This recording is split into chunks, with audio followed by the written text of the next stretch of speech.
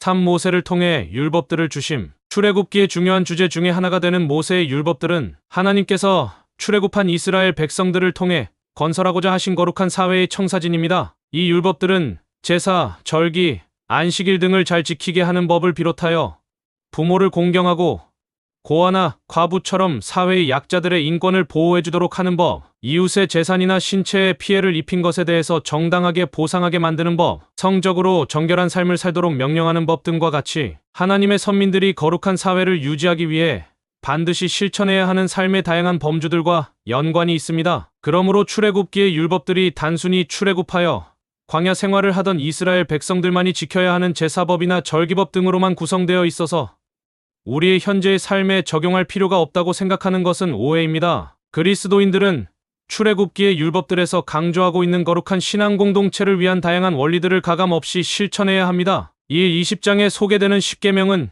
인간이라면 누구나 지켜야 할 삶의 기본 도리들을 집약하고 있습니다. 동서고금을 막론하고 발생한 다양한 종류의 죄악들을 분석해보면 십계명의 가르침들을 불순종한 결과와 연관이 깊다고 볼 수 있습니다. 그러므로 우리는 십계명의 가르침을 삶에 실천함으로써 거룩한 공동체를 이룩하는 주체가 되어야 할 것입니다. 앞으로 교회 안팎에서 십계명을 암송하고 강해하고 삶에 적용하는 운동이 활성화되면 좋겠습니다. 십계명을 지키는 것이 결코 우리의 구원의 수단이 될 수 없지만 예수 그리스도를 통해 구원받은 그리스도인들이 개인과 공동체의 거룩함을 유지하는 데 있어서는 가장 기본이 되는 것입니다. 이 언약법전, 구약학자들은 오경의 다양한 율법 중에서 우리가 속한 사회에서도 적용할 가치가 있는 약자보호법, 보상법, 성적정결법 등을 소개하는 부분들을 법전이라는 용어를 통해 소개하는데 출애굽기의 언약법전, 레위기의 성결법전, 신명기의 신명기법전이 여기에 속합니다. 출애굽기에는 아래와 같은 법들이 소개되고 있습니다. 21장 2절부터 11절까지 안식년 제도,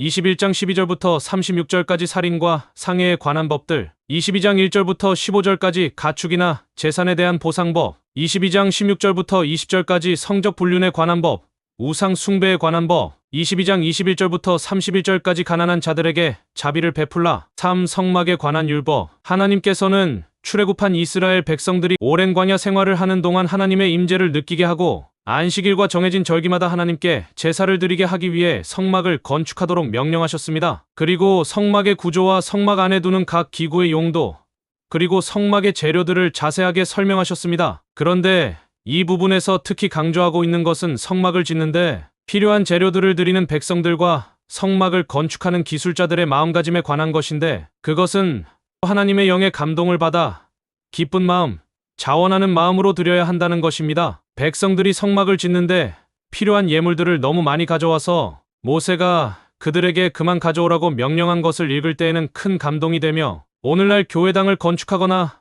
교회의 필수적인 사역을 감당하는 데에도 이와 같은 모습이 재현되기를 바라는 마음입니다. 저는 성막에 관한 다각적인 연구 중에서 성막의 기능에 관한 연구와 아울러 현재적 적용점을 찾는 것에 특별한 관심을 기울일 필요가 있다고 봅니다. 출애굽한 이스라엘 백성들이 오랜 세월 척박한 광야에서 지내는 동안 하나님의 임재의 상징인 성막을 중심으로 제사와 찬양을 드리고 하나님의 말씀을 상고하고 서로 교제할 수 있었기에 그들은 힘든 광야 생활을 이겨나갈 수 있었습니다. 그러므로 성막은 그들의 신앙생활과 사회생활의 구심점이 된 것입니다. 그래서 저는 오늘날 교회가 성막과 같은 역할을 감당해야 한다고 봅니다. 교회는 현대를 살아가는 그리스도인뿐만 아니라 이웃들에게 예배와 말씀 공부와 기도의 장소를 제공할 뿐만 아니라 어린아이들과 젊은이들이 주님께서 주신 소명을 발견하고 그것을 이루기 위해 실력을 쌓을 수 있는 장소가 되어야 하며 연로한 어르신들이 인생의 황혼기에 함께 모여 의미 있고 즐거운 일들을 함께 나눌 수 있는 공간도 제공할 수 있어야 합니다. 교회들이 주일 하루만 교회당을 열어 예배를 드리고 주중에는 문을 잠가두는 것이 아니라